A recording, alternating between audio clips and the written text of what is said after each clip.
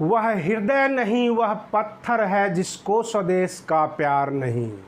जी हाँ दोस्तों, मैं आरडी भारती और आप देख रहे हैं बिहारी सुल्तान।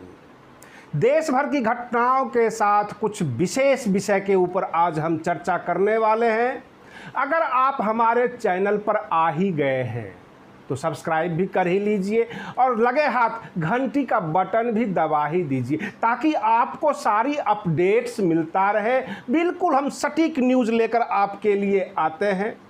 जैसे कि आप जानते होंगे, भारत और चीन की सीमा विवाद, तनाव, लेकिन हमारे देश के कुछ गद्दार ऐसे हैं जो चाइना के पक्ष में बोलते हैं। वह मोदी भक्त हों अथवा देशद्रोही, दोनों देश के लिए घातक है। हम आंतरिक मामलों में देश से और देश के प्रधान से सवाल करते हैं।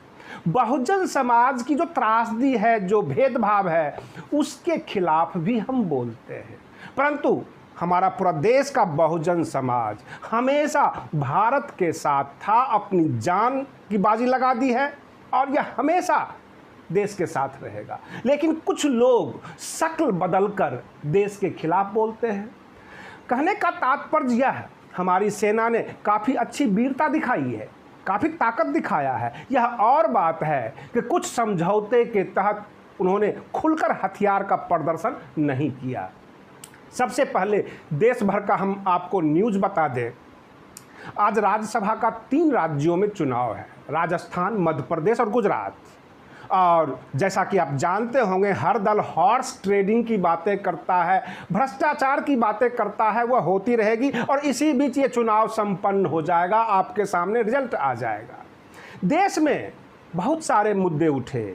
सबसे पहले मैं आपको बिहार की राजनीति बता देता हूं कि तेज प्रताप यादव को बिहार विधान परिषद में भेजने की कवायद शुरू हुई है और यह भेजा जाएगा। 3 सीट उनके पास है। वह इसलिए ताकि तेजस्वी यादव को मुख्यमंत्री चेहरा घोषित करें और पूरा आरजेडी का नेतृत्व तेजस्वी यादव संभाले। कोई इसमें 3-5 करने ना आ जाए और तेजस्वी यादव अथवा तेज प्रताप यादव के आपस में कोई फूट ना डाल सके, इसलिए तेज प्रताप यादव को विधान परिषद भेज दिया जाए। ये तैयारी हो चुकी है। आपको चौंकाने वाली खबर हम बता रहे हैं कि कांग्रेस के नेतृत्व में तीसरा मोर्चा बन रहा है, जिसमें मुकेश सहनी और ये उपेंद्र कुशवाहा जी और जितने भी दल हैं, भाकपा, माकपा, सब कांग्रेस के साथ जाएंगे, क्योंकि कांग्रेस ने घूंटी पिला रखी है। ये कह रही है कि सवर्ण वोट और मुस्लिम वोट हमारे हाथ में है, इसलिए इस बार मुख्यमंत्री चेहरा कांग्रेस देगी। गैर आरजेडी का वो अपना बना रहे हैं संगठन। जीतन राम मांझी नीतीश कुमार के साथ जा रहे हैं, ऐसा उन्होंने अपना पूरा का पूरा एक्शन दे दिया है। अब देखने वाली बात यह है कि आने वाला समय कैसा होगा, कौन किसके साथ जाएगा, कौन किससे फूट जाएगा, ये तो बाद की बातें हैं। आपको जो मैं बता रहा हूँ कि जब बॉलीवुड एक्टर सुशांत सिंह राजपूत आत्महत्या करते हैं, पूरी की पूरी सोशल मीडिया ऊपर आ जाती है, विरोध करती है और एक्सप्लॉयटेशन। अब बहुत सारे अंग्रेजी के शब्द आपने सुने होंगे, नेपोटिज्म, एक्सप्लॉयटेशन, ये नए नए शब्द हैं जो कि उछलकर आया। सोशल मीडिया पे एक मुहिम चलाई गई। परंतु आपको मैं बता दूं कि और भी कुछ शब्द हैं अंग्रेजी के जो अंग्रेजों ने हमें यहाँ पर विरासत में देकर गए हैं। बड़ा से बड़ा अपराध करो और उस अंग्रेजी शब्द के नाम के पीछे बच निकलो। जैसे एक शब्द है ऑबलाइज करना, जिसको हिंदी में और देसी भाषा में मैं आपको बता दूं, दल्लागिरी, जो इंटरटेनमेंट के लिए प्रस्तुत किए जाते हैं अपने जूनियर के द्वारा, उसको कहते हैं हम अपने सीनियर को, हम अपने गेस्ट को ऑबलाइज करते हैं। कुछ ऐसे शब्द होते हैं जो बिग शॉट्स यानी बड़े लोग कहते हैं कि हमने वैकेंसी दी है और deserving candidate should be applied. ये डिजर्व शब्द जो है अंग्रेजों ने दिया है, जिसका मतलब आप ही जानते हो, आपको कौन पसंद है कौन ना पसंद है। ये शोषण का मैं आपको तरीका बता रहा हूं कि भारतीय जनमानस को, भारतीय समाज को कैसे शोषण किया जाता है। बहुत सारे हमारे ऐसे मित्र होंगे जो हमसे जुड़े होंगे, वो लॉ ग्रेजुएट भी होंगे, वो मेरी बातों को बहुत अच्छी तरह समझते होंगे। एक लॉ ग्रेजुएट जब LLB करके कोर्ट कैंपस के बीच आता है काम करने के लिए कि आज से मैं वकील हूँ, तो उसको एक बहुत बड़ा एक्सप्लॉयटेशन का शिकार होना पड़ता है अपने वरिष्ठ अधिवक्ता के द्वारा, जिसको वो कहते हैं 2-2.5 साल 3 साल आपको बेगारी करनी है।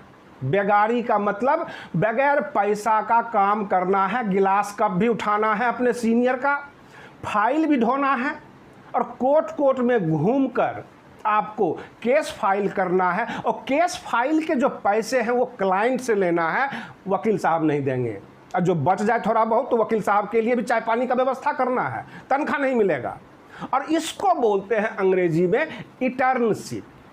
अगर मैं सही हूं तो आप जरूर इस वीडियो को लाइक कीजिएगा, क्योंकि मैं भ्रष्टाचार का वह पोल खोलने वाला हूं जो हमारे देश में चल रहा है।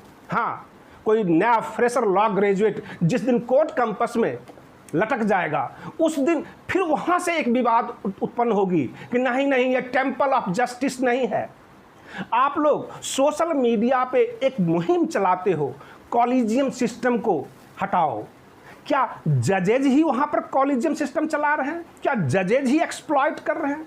क्या वरिष्ठ वकील अपने जूनियर के साथ एक्सप्लॉइट नहीं कर रहे हैं, शोषण नहीं कर रहे हैं? रही बात ये, एक दिन पहले न्यायपालिका में ये सेट कर दिया जाता है, जो वरिष्ठ वकील न्यायाधीश के मित्र होते हैं, पार्टियों में डिसाइड होती है किस किस को कल प्लेस्ड करना है, किस किस को रिलीफ पास करना है, किस किस को ग्रांट करना है बेल। इस तरह की न्यायपालिका में होती है। स्टेट लीगल अथॉरिटी जो है उसी वकील को केस देती है, सरकारी केस। जो वकील साहब उनका गैस सिलेंडर पहुंचाए, जो जी सर करता रहे, उनके आगे पीछे चमचागिरी करे। क्यों? क्योंकि हमारे संविधान में, भारत के संविधान में बाबा साहेब ने गरीबों को देखकर यह लिखा, आर्टिकल 39A, कि legal aid is part of fundamental right, यानी कानूनी सहायता जो है एक मौलिक अधिकार है। आपको पता है हमारे पास हजारों मैसेज आते हैं उत्तर प्रदेश से, मध्य प्रदेश से, बिहार से। मैं प्रवासी मजदूर हूं, आज 2 महीने हो गए, ना मुझे राशन मिला, ना मुझे 1000 रुपये मिले। अब ऐसे मैसेज करने वालों को मैं क्या जवाब दूं? हमारी सरकार ने सब कुछ व्यवस्था की, तो प्रखंडों में एक वकील इन गरीबों के नाम क्यों नहीं दिया? जो वकील साहब RTI लगाए और इनको बताए कि आपका आवास कब आना है। वहाँ बाबू बैठे हुए हैं, देश की जो गांव की मासूम जनता है जाती है, हमारा आवास योजना में नाम आया कि नहीं आया साहब? और साहब ये कहते हैं अभी नहीं आया, भागो यहाँ से, भीड़ लगा रखे हो, जब आएगा तब जवाब दे देंगे। इस तरह से डांट के भगा दिए जाते हैं। अगर आप SC ST से हैं, OBC से हैं, अल्पसंख्यक हैं, ये जातिगत आंदोलन से आप नेता तो पैदा कर सकते हैं। वह नेता कल को संसद में जाएगा, विधानसभा में जाएगा, अपना पेट भरेगा, अपने परिवार को सुख पहुंचाएगा, आपका भला नहीं करेगा। क्योंकि पिछले 70 सालों से इस देश में गरीबों का शोषण होता है। आपने कानूनी सहायता केंद्र ग्रामीण स्तर पर नहीं खोला, और इसलिए नहीं खोला, ये मैनेज है कि अगर वकील खड़ा कर दिए जाते हैं हर पंचायत में, हर प्रखंड में, तो वकील तो सवाल कर देगा प्रखंड विकास पदाधिकारी से, हाँ या ना का जवाब लिखित में दे, नहीं तो RTI लगाता हूं। लेकिन आप इस बेसिक चीज को खत्म नहीं कर सकते। चाहे वो लॉ ग्रेजुएट अपने सीनियर के सामने बेगारी करता रहे, वो कहीं धक्के खाए। कानून पढ़ने के बाद जब आदमी धक्के खाता है तो ऐसी कानून की क्या फायदा? आज आपके सामने मैं प्रश्न रख रहा हूं। बहुत सारे केसेज हमने देखे हैं। बाबा साहेब भीमराव अंबेडकर जी ने बहुत कुछ संविधान में दिया, आपको आंदोलन के बीच केवल भारत के संविधान की किताबें दिखाई जाती है, उसके अंदर जो गूढ़ रहस्य है इसके बारे में ना कोई नेता आपको समझाता है, और सिस्टम तो ये चाहती है कि आप संविधान के बारे में जानो ही नहीं। प्रखंड स्तर पे आपको अकेले जाना है, कोर्ट में मुजरिमों की तरह हाथ बांध कर लेकर जाया जाता है, जबकि वहां जाते ही सरकार के तरफ से एक वकील चाहिए। ऐसा हमारा संविधान कहता है। अगर कोई मजलूम टेंपल ऑफ जस्टिस में आता है, कोर्ट में आता है, तो सरकार, कोर्ट का यह धर्म है, यह कानून है कि उसको फ्री में एक वकील दे। लेकिन कौन सा वकील, ये नहीं दिया हुआ है। कॉम्पिटेंट लॉयर जो है मिलना चाहिए, लेकिन कॉम्पिटेंट लॉयर नहीं मिलेगा, यानी परफेक्ट एक बढ़िया विद्वान वकील उसको नहीं मिलेगा। वह वकील मिलेगा जो वकील स्टेट लीगल अथॉरिटी यानी उसके जो अध्यक्ष होंगे कानूनी सहायता केंद्र के, उनके घर गैस का सिलेंडर पहुंचाएगा, सब्जी पहुंचाएगा और सुबह से शाम तक 10 बार सलाम करेगा, उसको सरकारी केस दिया जाता है। यह भेदभाव केवल कोर्ट कैंपस में ही नहीं है, यह हर जगह हो रहा है। जब कभी भी आप भेदभाव की बात करते हैं तो हमारे बहुत सारे, चाहे वह न्यूज़ चैनल हो, चाहे वो संगठन हो, वह कुछ पर्टिकुलर जाति, पर्टिकुलर समाज को सामने लाकर और उस आंदोलन का रूप रंग देते हैं। क्या आपको पता है, एक खूबसूरत पुलिस वाली ऑफिस की ड्यूटी करेगी, अगर वो काली कलूटी है, शामली है, तो उसको ट्रैफिक पर लगा दिया जाएगा, उसको रोड की ड्यूटी दे दिया जाएगा। क्या यह भेदभाव नहीं है? हम आपसे पूछ रहे हैं, एक खूबसूरत नर्स डॉक्टर साहब का असिस्टेंट बनती है, अगर वह खूबसूरत नहीं है तो मरीज की सेवा करेगी। क्या यह भेदभाव नहीं है? यह हमारे देश से ऐसा भेदभाव कब खत्म होगा? क्या पॉलिटिकल जागरूकता ही इस देश की जागरूकता है? हमारे देश के युवाओं के साथ एक्सप्लॉयटेशन होता है, शोषण होता है। यह देश अब युवाओं को कुचल रही है, मसल रही है, उसके प्रतिभा के साथ खिलवाड़ करती है। अगर आप गोरा चेहरा है, साफ सुथरे हैं, तो आपको काम मिलता है। अगर आप थोड़ा सा सामले हैं, अच्छे शकल सूरत नहीं है, तो आपसे लोग बगले झांकते हैं। क्या यह भेदभाव नहीं है? और यह भेदभाव करीब करीब सभी विभाग में है। हाँ, वह दिख जाता है जो टॉप पे जा रहा हो, जैसे कि बॉलीवुड एक चमकदार सितारा जो है आत्महत्या करे तो हंगामा हो जाएगा, लेकिन लाखों युवा लटक रहे हैं, डेली लटक रहे हैं भेदभाव के शिकार में। चाहे वो पुलिस विभाग हो, चाहे वह कोर्ट कैंपस हो, अथवा हॉस्पिटल हो, हर जगह यह भेदभाव चल रहा है और आपको इसके बारे में सोचना पड़ेगा। लोगों की मानसिकता बदलनी होगी।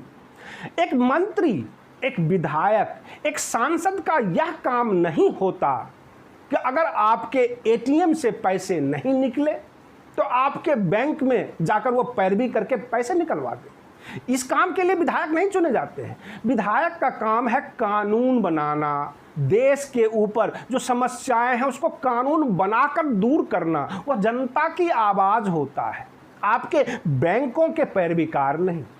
आप लोग क्या करते हैं? जब कोई समस्या आती है, कभी प्रधानमंत्री, कभी मुख्यमंत्री, कभी राष्ट्रपति को चिट्ठियां लिखते हैं।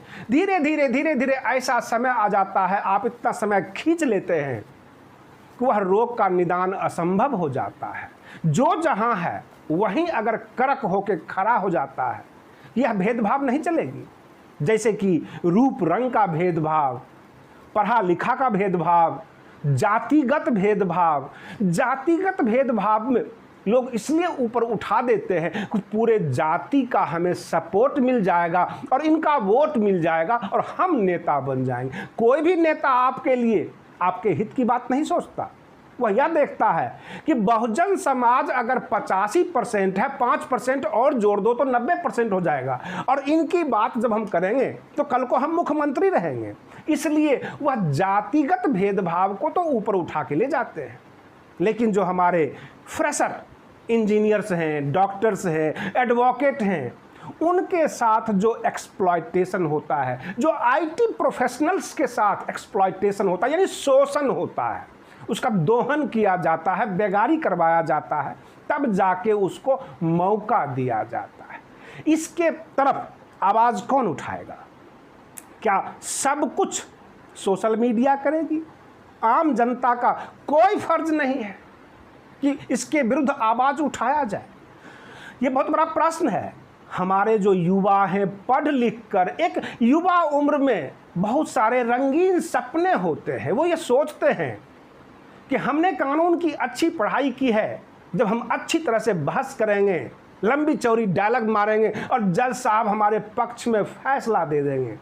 लेकिन फैसला आएगा कैसे? क्योंकि फैसला तो एक दिन पहले पार्टियों में हो चुका है, टेबल पे हो चुका है, जहाँ पे दो दो पैग चले और ये कह दिया गया कि कल किसको ओवलाइज करना है, कल किसको प्लेस्ड करना है। ये अंग्रेजी के शब्द हैं और इस शब्द का सहारा लेकर हमारे ऊपर राज किया जाता है।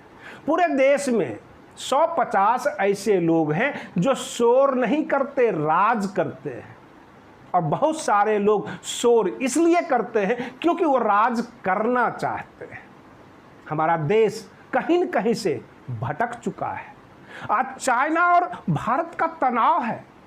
कुछ लोग भारत की सेना का तारीफ कर रहे हैं और मुट्ठी भर ऐसे भी लोग हैं जो चाइना का गुणगान गाते हैं। ऐसा क्यों? लालच, अपने घर के लिए, अपने कैरियर के लिए। कुछ दल ऐसे हैं जो कहीं न कहीं से चाइना को सपोर्ट करते हैं। आपको बता दूं, चाहे वो युग कोई भी हो, जो राम भक्त भी होगा और देशद्रोही होगा, वह कभी भी पूजा नहीं जाता। विभीषण तो राम भक्त ही था, लेकिन किसी ने उसको पूजा नहीं, क्योंकि वह कुलद्रोही था, देशद्रोही था। अगर आप मोदी विरोध करते करते यह भूल जाते हैं कि सेना पे उंगली नहीं उठानी चाहिए, ये हमारा देश है, हमारा सबसे बड़ा मजबूत अंग है, और आप सवाल कर देते हैं, आप यह भूल जाते हैं कई बार किसी दल के विरोध करते करते कि हम दल के साथ साथ हम देश का भी विरोध कर रहे हैं। ऐसे लोग कई बार उलझ भी जाते हैं, दिख भी जाते हैं कि ये पक्के देशद्रोही हैं, और ऐसा नज़ारा देखने को मिला है। यह और बात है, हमारा देश मजबूत है, हमारी देश की सेनाएं मजबूत है, हर मुकाबला कर सकती है, हर किसी को टक्कर दे सकती है, चाहे वो नेपाल, पाकिस्तान, चाहे चाइना क्यों न हो। अगर भारत के सामने और उसके दृढ़ निश्चय के सामने कुछ भी नहीं है। अगर आप यह सोचते होंगे कि चाइना सामरिक रूप से मजबूत है, तो ये बहुत बड़ी आपकी गलतफहमी होगी, क्योंकि जो व्यापारी हो जाता है वो कभी भी लठैत नहीं हो सकता। चाइना व्यापार में, अर्थव्यवस्था में आगे बढ़ने की तरफ मूव कर चुका है। अगर आप उसके बारे में यह ख्याल रखते हैं कि उसकी सेना भी मजबूत होगी, तो ये आपका भ्रम हो सकता है। आप बने रहिए बिहारी सुल्तान चैनल के साथ। हम आपके लिए बिल्कुल सटीक खबरें लेकर आते रहेंगे। तब तक के लिए धन्यवाद। जय भीम, जय भारत।